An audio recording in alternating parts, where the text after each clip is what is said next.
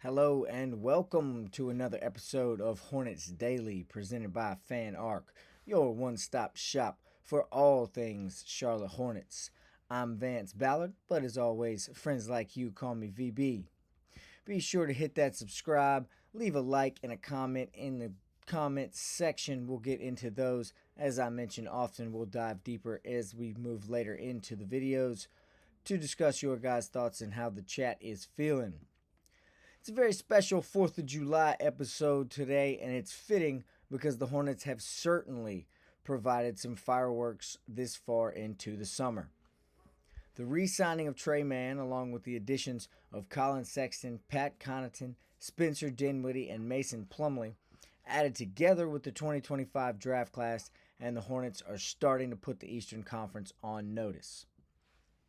It's been said many times on this show that Jeff Peterson and company are not just talking about the culture change, they are actively trying to do something about it. They've made it abundantly clear they're not going to sit idly by and let things come to them. This front office has been proactive, aggressive, and dare I say smart in their moves thus far. And as we mentioned in some earlier videos, the last one specifically, it seems like the pieces are coming into place for an even bigger splash coming up in the future days. It's not a crazy packed show today as everyone is getting ready for the holiday, but that doesn't mean things weren't happening in Charlotte to talk about. We know now that the 2025 draft class has completed their first workout together, leading into the Summer League on July the 10th. This workout was closed to the public, so we didn't get to watch the workout, but the team released some video, and that was just enough tease to strengthen the optimism surrounding these rookies. What we were able to see was some very typical summer clips, some empty gym shooting, not empty gym, but practice time shooting. No hands in your face, where it looks like the Hornets may never miss another shot again. And again, those are great teases, good ways to build the optimism that we've been talking about on this show that we're all kind of a little bit worried about, but it feels good to be excited, and this just helped increase that excitement. Despite the lack of video and all of that, it was very refreshing to see the new faces in Hornets gear, moving around, working out, playing basketball, actually. The rookies did speak with the media after the workout, with the consensus word from every one of them being competitive. The session was described in this way by everybody who was asked about it, and that matters because we know how many times we've heard that word this summer. Competitive, competitiveness, whatever form you want to use. We were told many times by the front office, by the players themselves. We were even told that's why these players got drafted. But now, instead of just hearing the word, we can finally see it, and the Hornets are proving it based on their own tell that the workout has been competitive, so the competitiveness has gone and translated over to the floor and not just in talking in front of microphones and things like that. When asked for some of his thoughts, Con Knipple told Charlotte's WCNC it was nice to get out there and get the blood flowing, and he also mentioned that he took pleasure in getting to play some defense.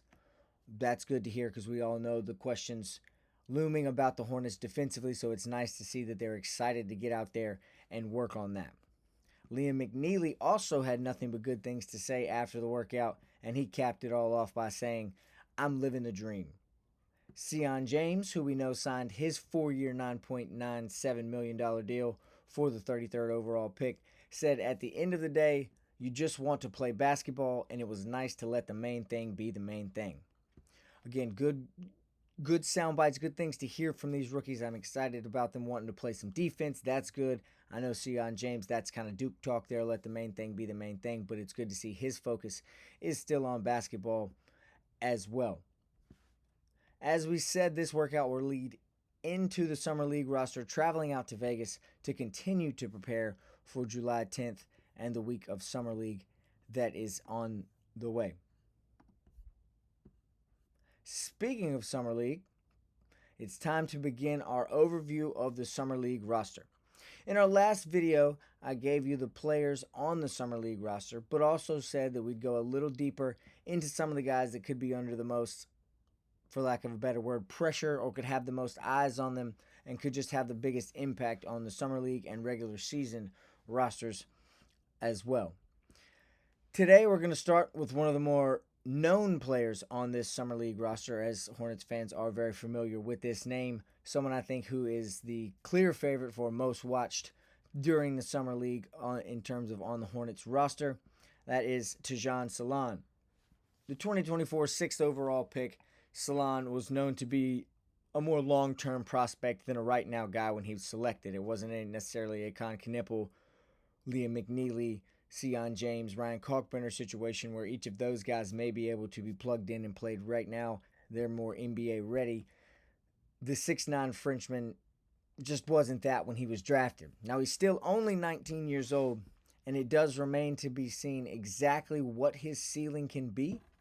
He played in 60 games here in Charlotte last year, averaging 5.9 points per game and 4.7 rebounds on 33% shooting. Behind the arc, as we know, isn't really his game just yet. We know that can change season to season in the NBA, as he shot just 28% from deep. So again, working behind the arc and stretching things out, not really Salons' game. He's more of an inside big man. And while, yes, those aren't show-stopping numbers, but they weren't expected to be, as again, he was drafted as more of a long-term developmental prospect. There were plenty of times where the talent of Salons was on full display. He has plenty of glimpses, plenty of bright spots, and showed a lot of promise in a lot of those 60 games that he played. Game highs this year of 17 points and another one of 15 rebounds. He showed that what the Hornets saw in the pre-draft process is in there somewhere and can be untapped if Salons is allowed to continue to develop, if his development is going the way it's planned and it works the way that the front office hopes it will, or has hoped it will since taking Salons with the 6th overall pick. Salons comes in as one of the most watched prospects on this roster, the Summer League roster, not because he's a former top 10 pick, not just because he's now had a full NBA year to develop where he's gotten some game experience. He's worked with the Hornets to learn more about their culture and development and understand the direction that this team is trying to go, but mainly because of the way the current roster is constructed. Currently, as the bigs sit on this roster, it is going to be imperative that Salons get his development on track and in the right place, because he's going to be heavily relied on in his second season.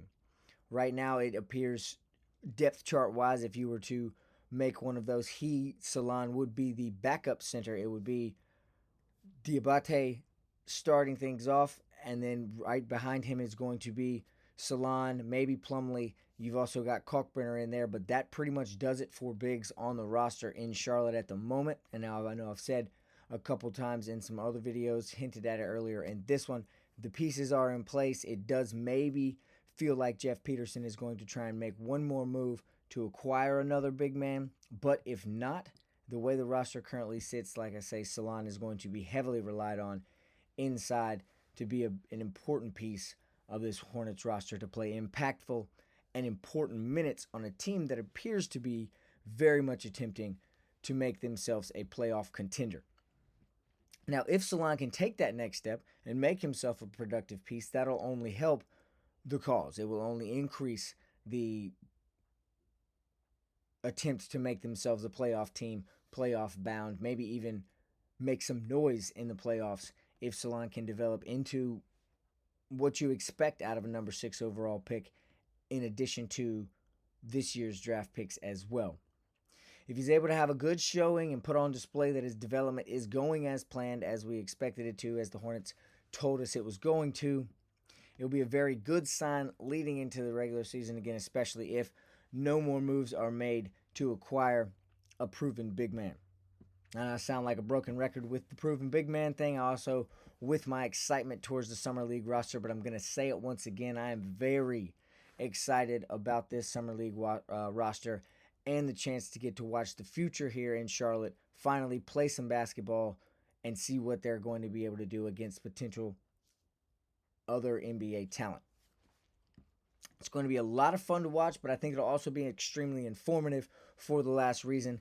There's going to be some already proven NBA players on the Summer League rosters going up against the Hornets team, and there's also NBA level talent at each position at the very least, so it's going to be informative to watch these guys play faster paced basketball and see how they kind of pick up to what is at least a preview of the speed of an NBA game.